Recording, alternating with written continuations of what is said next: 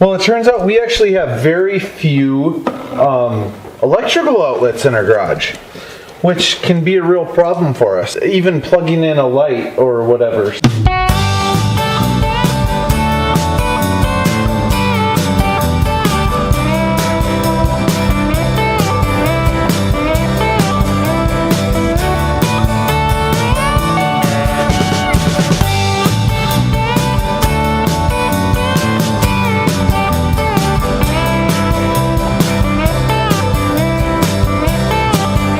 One of my first projects here is I'm going to install an additional outlet box on our circuit that we have over by the door, and then I'll be able to plug in lights and other things, and then eventually I'm actually going to run a couple of new circuits out here.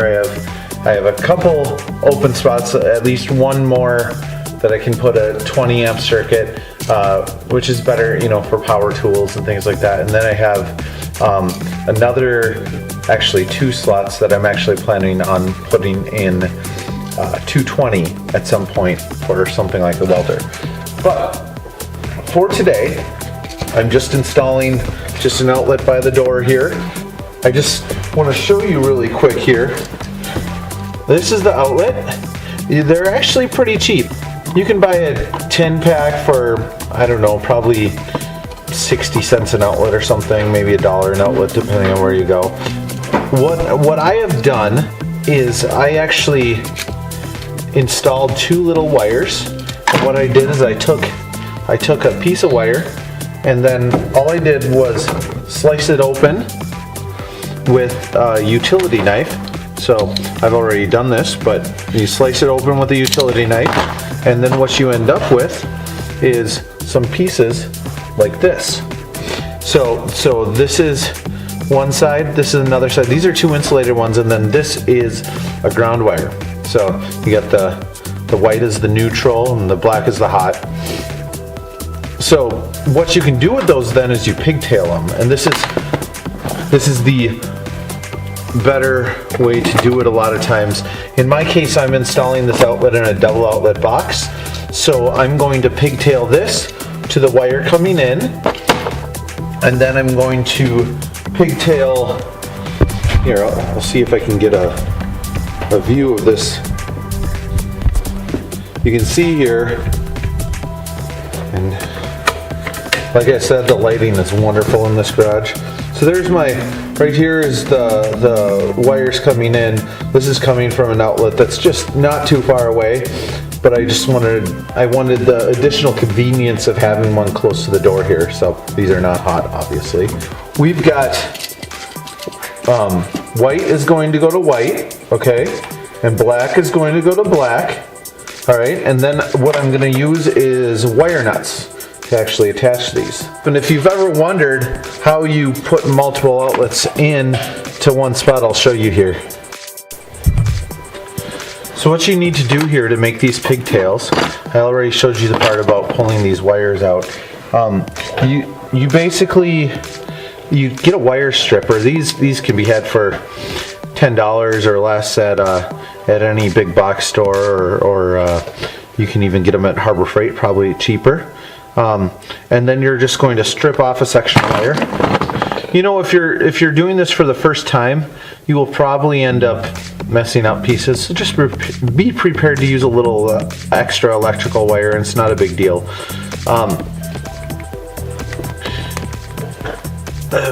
You notice here, there's a gauge on here, so it says 10, 12, 14. This white wire here is 14 gauge. It's good for 15 amp outlets. If you had 12 gauge wire, that would actually be good for a 20 amp outlet. So anyway, we're just doing a 15 amp here. We'll run some 20s later, but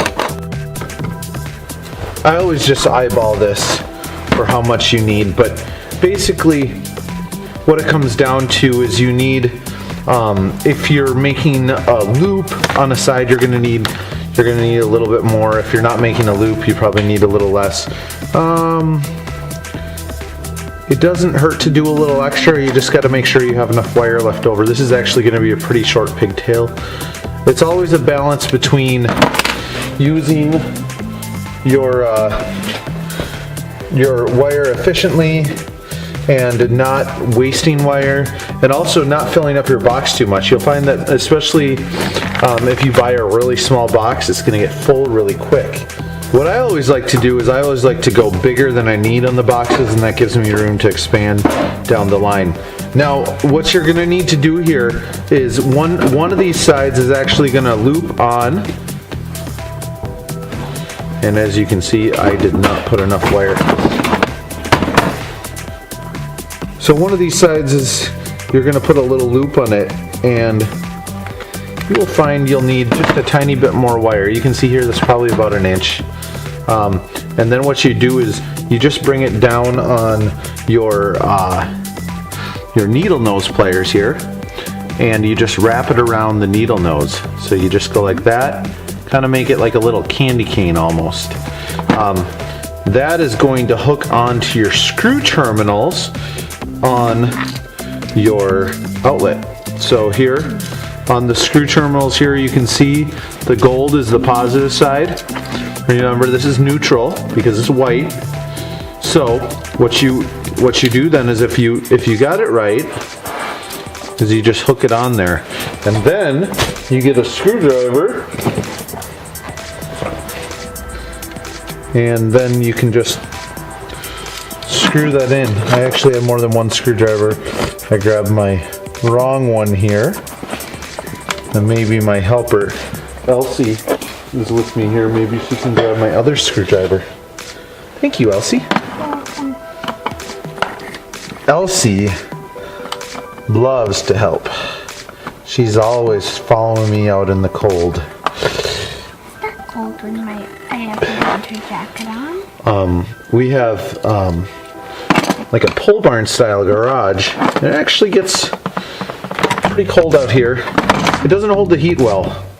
My goal eventually is to build a room within the garage and just insulate that as a wood shop. Again, you got about an inch. Do just a hair under an inch. Now you can always strip off more wire, so you know, if you have to nibble away at it. Now where it gets complicated is if you bend that candy cane loop there and then you realize you don't have enough, you're gonna have to unbend it, which can sometimes be a pain, and you'll end up just redoing it or whatever. Again, candy cane loop. This one is going to go to the hot side, which is the gold side. Now remember, both these terminals are both hot, okay? There is a, you can put them on separate outlets, but that's a more advanced thing. For the most part, you buy these outlets, or sorry, you can put them on separate circuits. Anyway, for the most part, you buy these and they're going to be both on the same circuit, so they're both going to be hot. Now, one thing that you often need to do is just screw in these other terminals. They usually come completely unscrewed and ready to go. Another thing, some people actually hook up, like they'll hook up in here and then they'll come off this one to their next outlet. I don't like doing that. I'd rather make the pigtails. I guess to each his own. But this is just the way I do it. I never worked as an well, I briefly worked for an electrician, but I am kind of in a field of electricity. My job. So this last outlet here, or sorry, this last terminal here is the ground. So the ground, you use the bare wire, and it's perfectly safe that this is bare actually, so some people worry about that. But again, you just make your little candy cane loop, and then you put that on the ground. Now I always find the ground the most difficult one to get on. They put these little, I don't know, it's just, they put, it's little nubs that they put on it usually, and around where the screw connects. Makes it a little bit more difficult. Not terrible, but sometimes if you make that loop too tight, it'll get stuck. Anyway, so now that's all set up, and now we're going to attach this to our pigtail. Well, so in order to hook up these outlets now, we're actually going to hook, this is gonna, I ended up doing the pigtails a little bit small, which kind of bothers me, but I'm gonna work with that anyway. I don't know if you can see that. You want to line up all,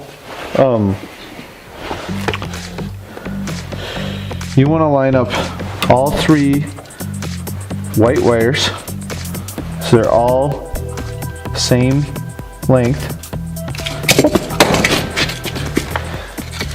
and not drop it. That's always the fun part. I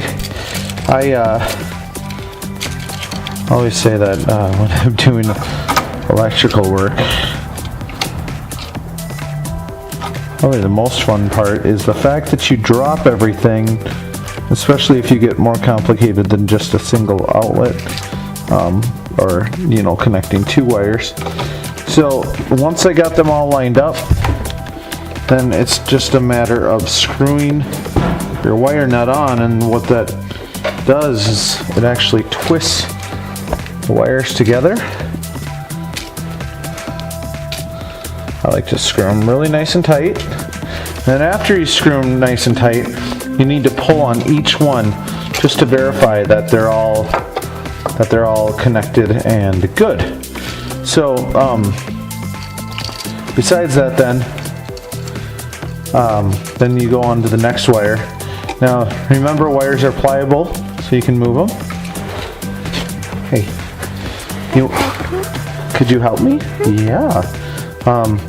Okay, so Elsie now thought it was pretty cool because she got to touch the wires when they weren't hot. She understands this is not something you do with hot wires, obviously. But you want to just hold this here, Elsie, so that it stays up. Thank you. Now,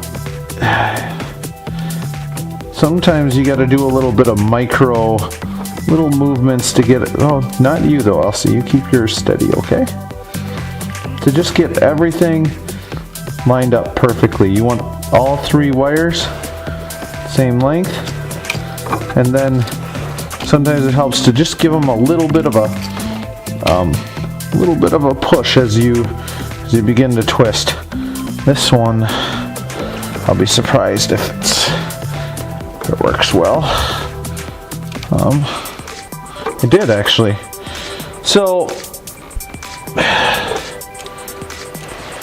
about these wire nuts, you get cheap wire nuts with. Let me focus on Elsie here. Okay, here's one of my wonderful daughters. I've got 3 and 2 boys. Anyway, one of the things with wire nuts, let's go back to that. Wire nuts come in various degrees of, I guess what you'd say is goodness. Buying a pack like this, I don't know, I'd guess maybe 10 or 15 bucks. You get a whole bunch of them. I really like these ones. This is not an endorsement for this. I bought these at Home Depot though, and they do a fantastic job. You will find that there are some wire nuts that just don't grip on good, and they're terrible. So if you find a kind that you like, yeah, go with them. Keep using them and buy them in a big pack, because you'll find lots of uses. The other thing that I like about these ones, I don't know if you can see this, but it says minimum number 218 gauge to maximum 410 gauges. So there's a broad spectrum of wires that you can put in there, which is important. Then you don't have to go find a special wire nut for your project. So anyway, we have one more wire here. This is the ground terminal. And again, the ground from the wire coming out of the power for the house, and the other 2 grounds all get... But Dada, that was 3 more wires. Yep. A ground. I said 1 more. Yes, you are right. She's very technical too. All right. Literal. literally. Anyway, we've got 3 wires here, and they all have to be lined up again. And once again, you just want to make sure that you do little micro movements and get them all lined up perfectly. So basically, so they all go into the wire nut the same. I can already tell this is not working. You do not have to wire nut grounds, although I like to. Some people twist them. Now if you run into a situation where something didn't work, you gotta straighten these out. At least make them relatively straight. So, again, attempt 2. Now, I know people have their differing opinions on the way outlets should go, but intentionally decide how your outlets are going to go. I've heard that some people in some regions of the country, they put all their outlets upside down, or at least what I think is upside down. But if that's the way you do it, do them all that way, okay? If in my region of the country, I have rarely ever seen a professional electrician put outlets any way but this. So this is the way that they're going to go in. The last step here is you see these little screw terminal, or these little holes here. You have screws on the top that just get put in, and then I just need to hook up the power to the other outlet, and then we're all done.